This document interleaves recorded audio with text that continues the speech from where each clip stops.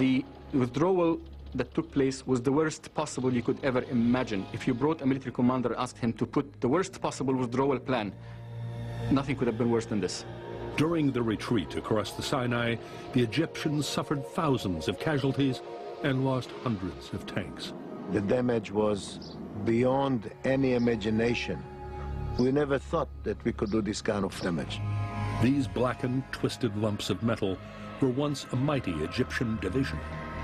What kind of power could have inflicted such all-consuming destruction? There has been speculation that Israel used a terrifying weapon, napalm.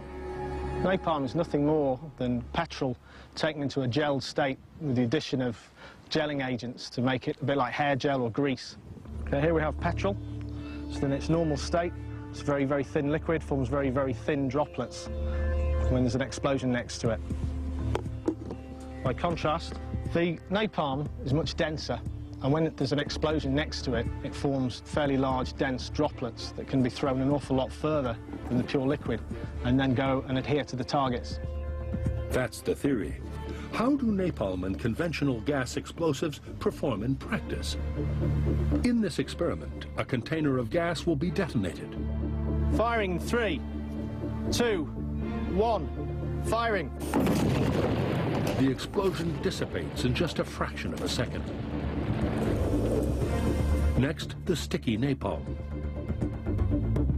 Firing in 3, 2, 1, firing. A huge plume of fire and a much greater spread of flaming material. 30 seconds after the explosion, droplets of napalm are still burning. Napalm's greater destructive potential is clear. But how would it have been used against the Egyptians in the Sinai? On Wednesday, June the 7th, Egypt's armored divisions were retreating west towards the Suez Canal. Their routes took them through 3 mountain passes. In that state of panic, they were all trapped in the 3 passes in the Sinai and became a sitting duck for the Israeli Air Force. Complete air superiority would mean that Yellow Shavit's squadron could strike the Egyptians at will. He can confirm that napalm bombs were used, and to devastating effect. The napalm is a very cruel, very, very unpleasant kind of a bomb. We saw like atom bomb, suddenly fire. Essam Taraz was one of the Egyptian soldiers on the ground who witnessed the terrifying napalm attack. All the sky was red color, black and red. It is very difficult to explain. You go over the target, and then you feel the wow of the fire that came up.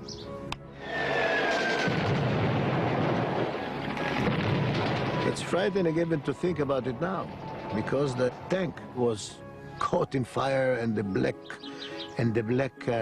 smoke, like a huge chimney, sucks the smoke up into the sky. It's terrible. Hundreds of Egyptian tanks and trucks were engulfed in an inferno.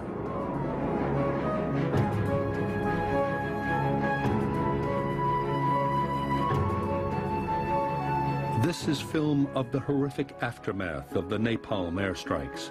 It has never been screened before.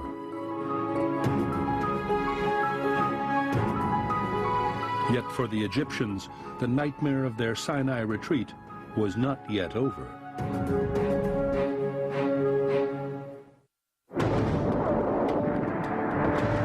Wednesday, June 7th, 1967. The 6-day war was barely 2 days old, and the Egyptian army was disintegrating in the Sinai desert. Yet even in the searing heat of early June, the Israeli advance showed no sign of letting up. How could 2 armies, both used to such conditions, perform so differently? These Israeli paratroopers are preparing for a training march in the middle of summer. It's vital they're able to keep going in the blistering heat. The first few days that I joined the army, there was a heat wave. It's like getting boiled in an oven, especially in the desert. Before the march starts, the platoon medic checks the conditions his soldiers are going to encounter. When soldiers are on the march, they have to drink about between 5 to 6 liters before the march. They start 6 hours before, and they drink every hour 1 liter. Strict water drinking regulations were implemented by the Israeli army in 1959. Up until that point, the need for soldiers to avoid dehydration was appreciated only by medical officers such as Ezra Sohar. In these days, the army used to issue 1 liter of water per day per soldier.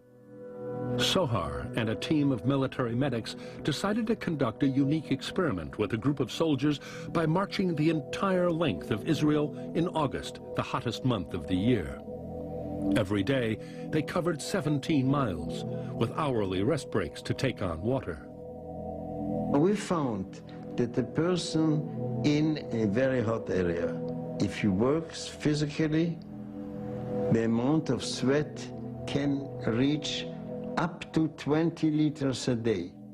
So to make up for it, we suggested that they drink 1 liter every hour. By the end of the march, the benefits of regular water intake were plain to see. These soldiers, they were in excellent condition. They said, we are ready to continue indefinitely. The difference was the drinking. After the 1959 experiment, Army water regulations were changed from 1 liter of water per soldier per day to 1 liter per hour when soldiers were on the march. Cases of heat stroke and dehydration virtually disappeared. Napoleon said the army walks on its stomach. This is perhaps true in Europe. In the Middle East, the army walks on its water. When war came in 1967, the Israelis knew that ensuring water supplies would be vital. This